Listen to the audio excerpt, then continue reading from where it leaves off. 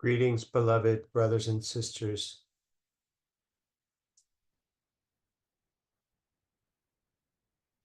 You may have noticed that there's a tremendous upsurge in what is called populism.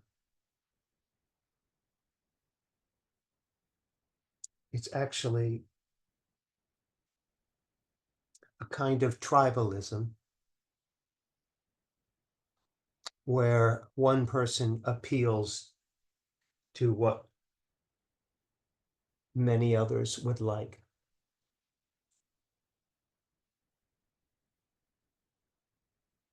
To understand why this is so popular, it's valuable to discuss some of the ideas that a very famous psychiatrist, Carl Jung, posited many years ago.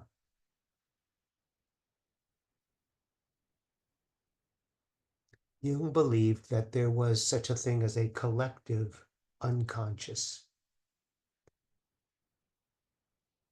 It was a world of patterns and energies that were shared by all human beings.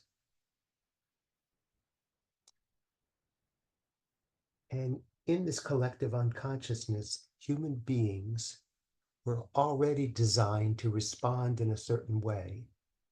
For instance, he posited the notion of an archetype, which is a particular pattern that every human being has that has you ready to respond.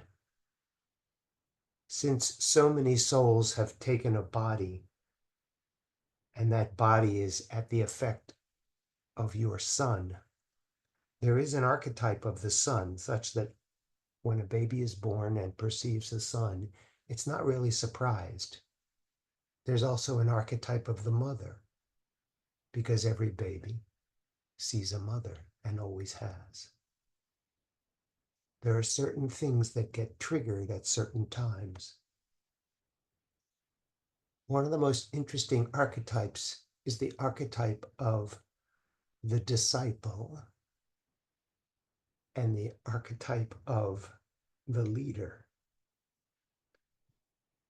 This refers to eons of tribalism, where one person is in charge and other people surrender to the words and the power of this person in charge. And there's some comfort in that. But there's also great limitation. Jung believed that human beings are programmed to bow down, to be a disciple, to follow. They're also programmed to be leaders. As a leader, the archetype was called the manna personality. This was a person who had an experience beyond the mundane that affected them deeply and allowed them to say, I am the light. I have seen the truth. Follow me. And you may wonder why, when these leaders come on the scene, are so many people willing to follow them? Jung would say, because the archetype has been triggered, that the manna personality rises up and the archetype of the disciple responds. The problem with all of this is that the manna personality, while they may have had a breakthrough in understanding, is not perfect. And the disciple, while there is great comfort in turning responsibility for life over to someone else who you believe will save you, that is also delusional. The hardest thing to come into, and what's happening now, is that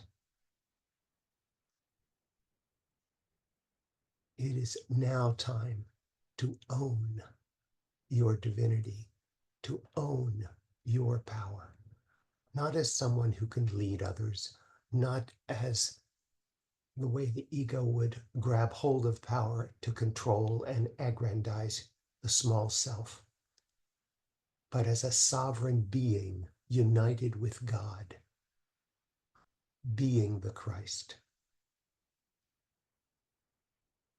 accessing all the power that you are, that God is, but not for the purposes of separation, but rather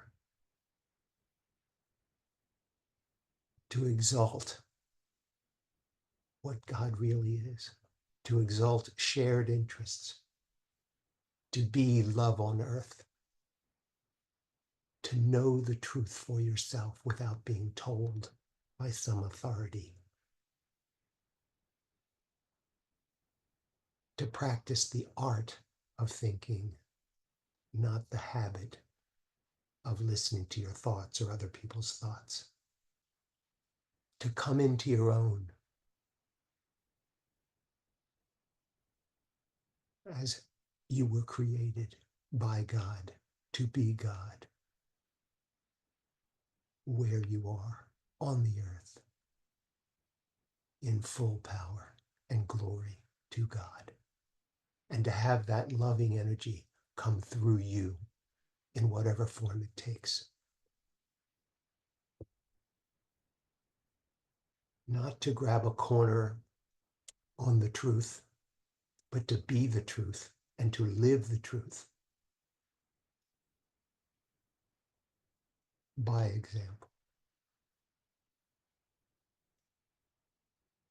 Many people are frightened of that possibility and see it as arrogance and evil and pride. It is none of those things. It is your birthright.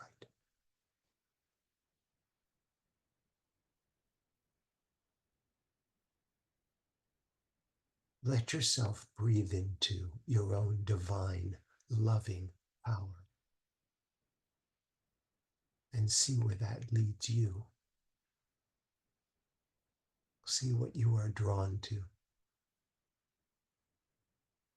You will be cradled in peace and divinely cared for by being who you really are. It isn't necessary to make anyone else wrong or to make yourself right.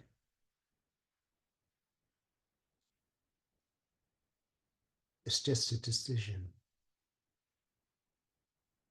to trust something larger than another person or your small self, and to be who you really are. You're doing this more and more. I love you very much, and I'll speak with you again soon.